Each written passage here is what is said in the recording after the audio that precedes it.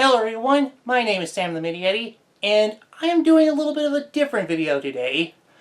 I am going to read to you a holiday classic that is near and dear to my heart, How the Grinch Stole Christmas by Dr. Seuss. If you have a copy of the book yourself, you can always read along with me, or if you don't, you can always just sit back, relax, and listen as I read this book. I hope you guys all enjoy it. Every Who down in Whoville liked Christmas a lot. But the Grinch, who lived just north of Whoville, did not. The Grinch hated Christmas the whole Christmas season. Now please don't ask why. No one quite knows the reason. It could be his head wasn't screwed on just right. It could be perhaps that his shoes were too tight.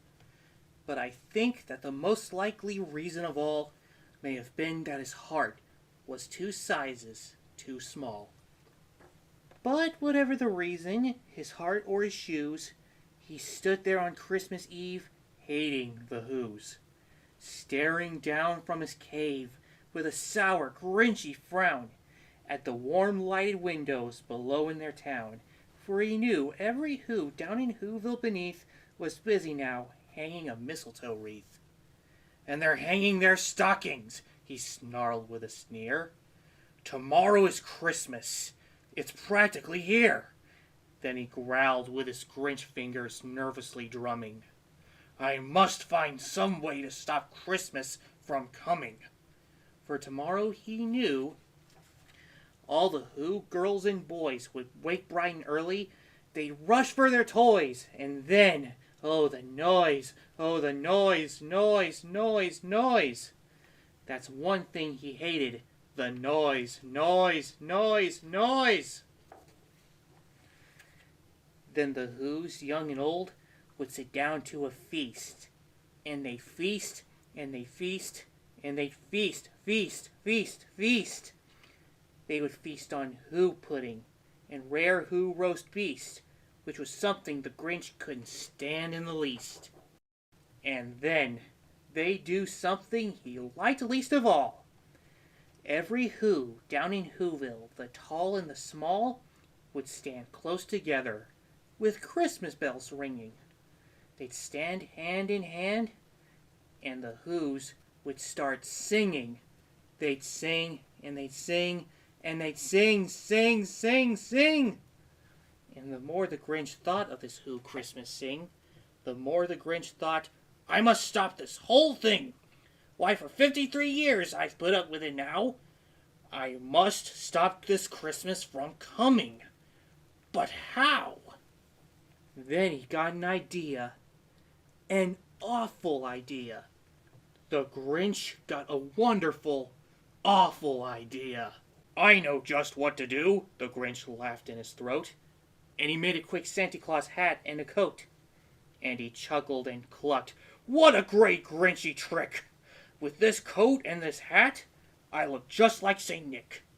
All I need is a reindeer." The Grinch looked around, and since reindeer are scarce, there was none to be found. Did that stop the old Grinch? No. The Grinch simply said, "If I can't find a reindeer, I'll make one instead." So he called his dog Max, and he took some red thread, and he tied a big horn on the top of his head. Then he loaded some bags and some old empty sacks on a ramshackle sleigh, and he hitched up old Max. Then the Grinch said, "Get up!" And the sleigh started down toward the homes where the Whos lay a snooze in their town. All their windows were dark, quiet snow filled the air.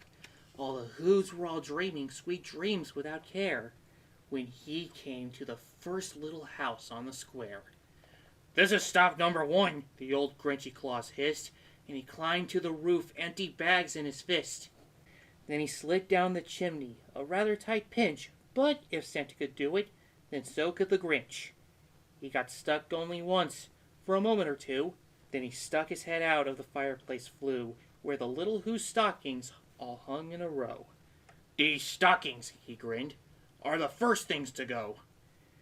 Then he slithered and slunk with a smile most unpleasant around the whole room, and he took every present, pop guns and bicycles, roller skates, drums, checkerboards, tricycles, popcorn, and plums. And he stuffed them in bags. Then the Grinch very nimbly stuffed all the bags, one by one, up the chimbley. Then he slunk to the icebox. He took the Who's feast. He took the Who pudding. He took the roast beast. He cleaned out that icebox as quick as a flash. Why, that Grinch even took their last can of Who ash. Then he stuffed all the food up the chimney with glee. And now, grinned the Grinch, I will stuff up the tree. And the Grinch grabbed the tree, and he started to shove, when he heard a small sound like the coo of a dove. He turned around fast, and he saw a small Who, little Cindy Lou Who was no more than 2. The Grinch had been caught by this tiny Who daughter who got out of bed for a cup of cold water. She stared at the Grinch and said, Santa Claus, why?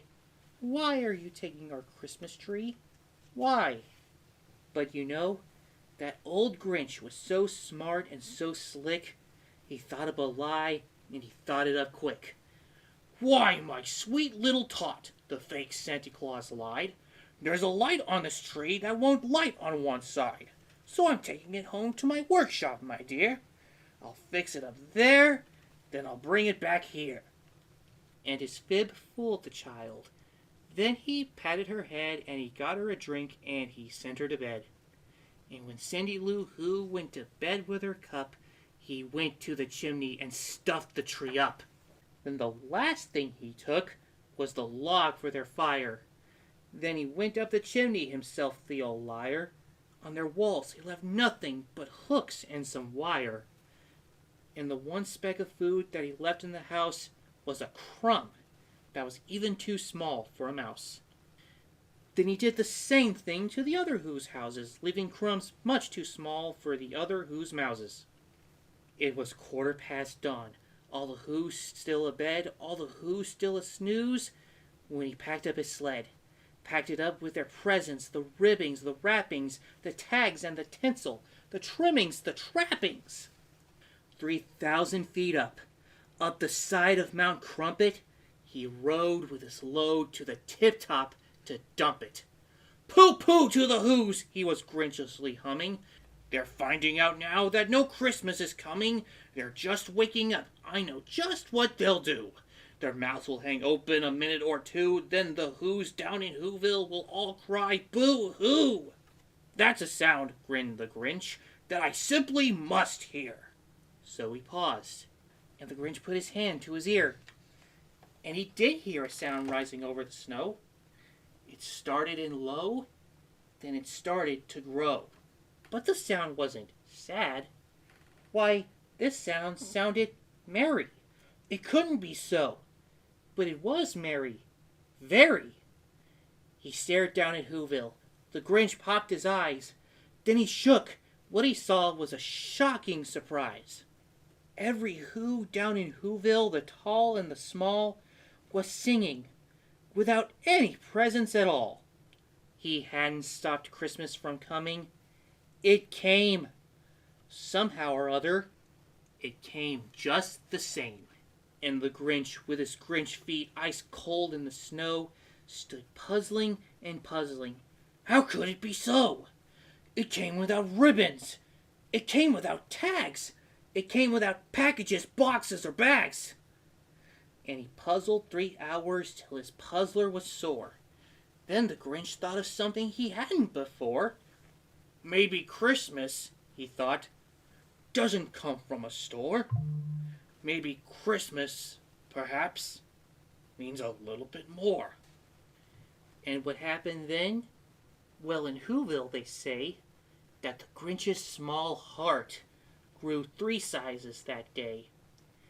And the minute his heart didn't feel quite so tight, he whizzed with his load through the bright morning light. And he brought back the toys, all the food for the feast. And he himself, the Grinch, carved the roast beast. And that is one of the greatest Christmas stories of all time.